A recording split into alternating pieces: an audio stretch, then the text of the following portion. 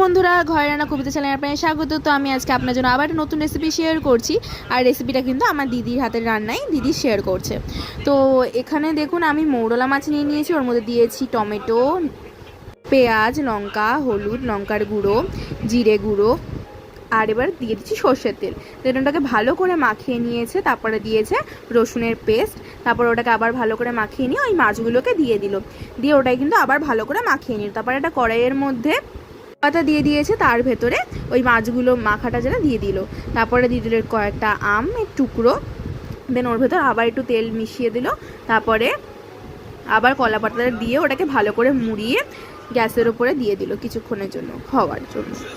তো তারপরে দেখুন কিছুক্ষণ পরে ঠিক এরকম দেখতে লাগছিল দেখতে। তো তারপরে দেখুন নামিয়ে নিয়েছে। তারপরে দেখুন এটা খেতে কিন্তু খুবই ভালো হয়, আর এক থালা ভাত কিন্তু এটা দিয়েই খাওয়া হয়ে যায়। তো আজকের মতো বাই। আমার